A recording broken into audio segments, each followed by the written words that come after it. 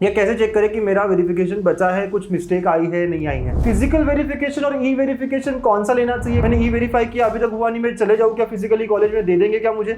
Verification done ये कैसे समझेगा? एक्नॉलेजमेंट लेटर सबसे इंपॉर्टेंट डॉक्यूमेंट होगा हमारे इसमें तो स्टैंप नहीं लगा, हमारा वेरीफाई होकर आ गया है।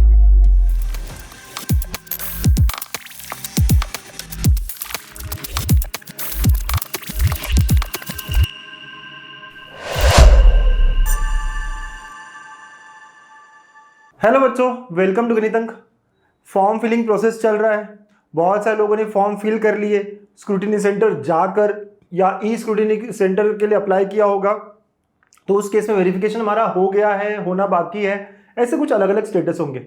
कैसे चेक करें कि मेरा वेरिफिकेशन हो गया है, या कैसे चेक करें कि मेरा वेरिफिकेशन बचा है, कुछ मिस्टेक आई है नहीं आई है? तो चलिए देखते हैं, है ना, कैसे करते हैं। सबसे पहले तो आपको लॉगिन करना पड़ेगा, वही आपके FE 2024 वाली वेबसाइट जो है जिसमें आपने एप्लीकेशन फिल किया था। EN वगैरह वगैरह जो नंबर होता है, पासवर्ड डालोगे, लॉगिन करोगे और वहां पे आपको अलग अलग स्टेटस दिखेंगे। जैसे नंबर 1, यहाँ पे ऐसा कुछ लिखा होगा, your application form is completed and send to scrutiny centre for e verification.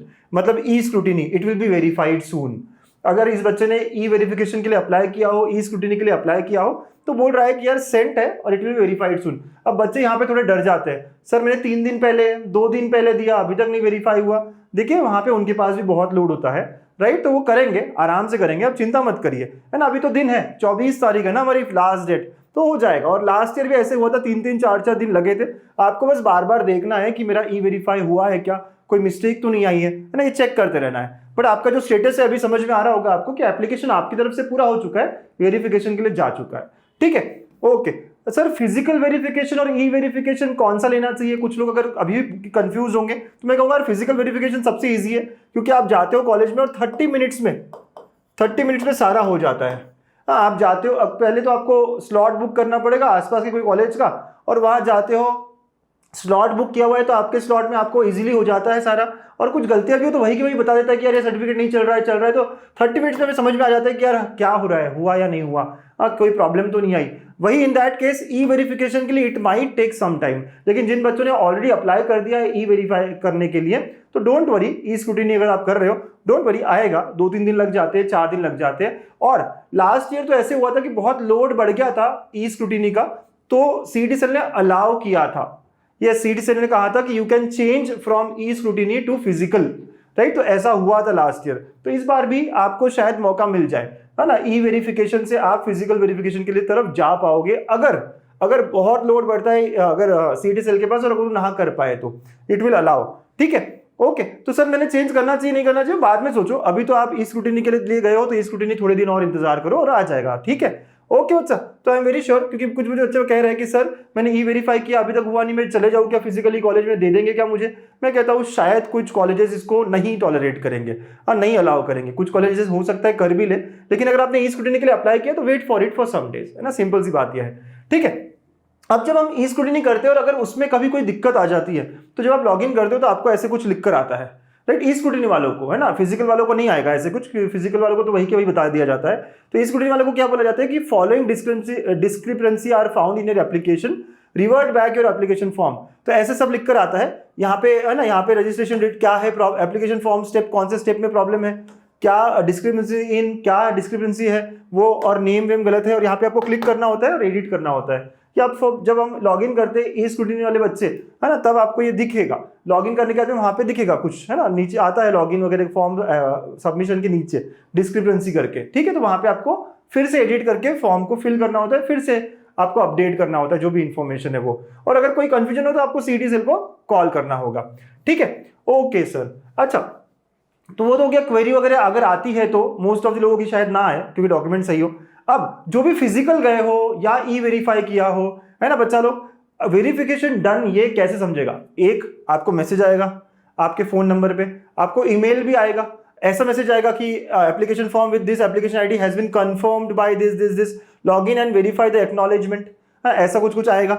Your application form is verified and confirmed by this on this date and this time, ऐसा लिख कर आ रहा होगा।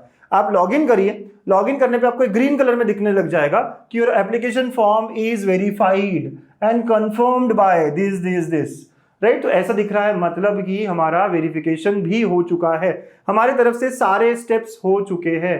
हुर्रे, हम खुश हो जाएंगे यहाँ पे, राइट। तो ये इंपॉर्टेंट है यहाँ पे कि ऐसा अगर मिल जाता है तो बात हमारी बहुत बहुत बढ़िया। इसके बाद जो नेक्स्ट चीज है, चलो सर हो गया वेरिफिकेशन, सब बढ़िया है। एक्नॉलेजमेंट लेटर, ये हर जगह हमारा बहुत काम आएगा, राइट। ये लगेगा हमें आगे की एडमिशन प्रोसेस में, कहीं भी कोई भी एडमिशन हो तो ये एक्नॉलेजमेंट लेटर सबसे इंपॉर्टेंट डॉक्यूमेंट होगा हमारा।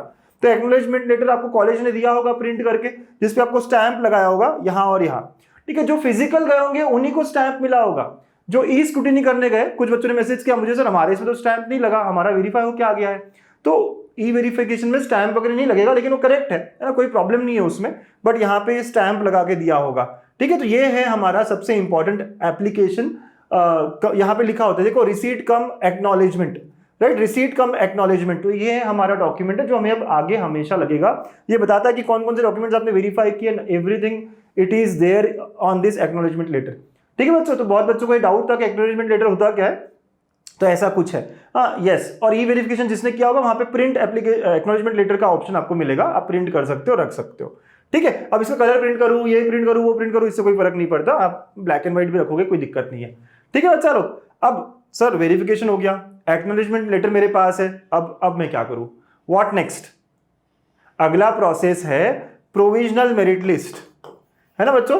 अगला प्रोसेस है प्रोविजनल मेरिट लिस्ट, और वो कब आने वाला है, अभी जो हमें दिया हुआ है डेट उस हिसाब से 27 जून, राइट, 27 जुलाई, सॉरी ना, क्या है 27 जुलाई, राइट। अभी जो डेट दिया है, हो सकता है ये आगे पीछे करे, है ना, ये कोई कंफर्म, क्योंकि टेंटेटिव डेट्स दी जाती है हमेशा। तो 27 जुलाई को प्रोविजनल मेरिट लिस्ट आएगी। जितने लोगों ने डॉक्यूमेंट्स फिल किए, जितना वेरिफिकेशन हुआ है, उसके बेसिस पे आपका अलग अलग रैंक आएगा।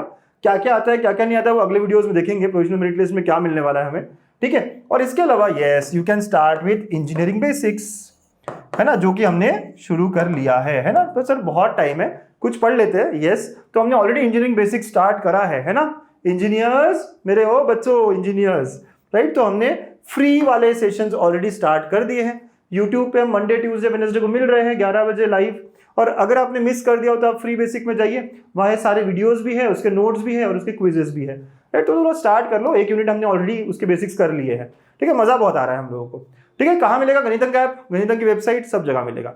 चलो, so with this thank you. ऐसी और क्वेश्चंस आपके मन में हो तो आप प्लीज कमेंट करिएगा, I will always be there. Thank you and all the best.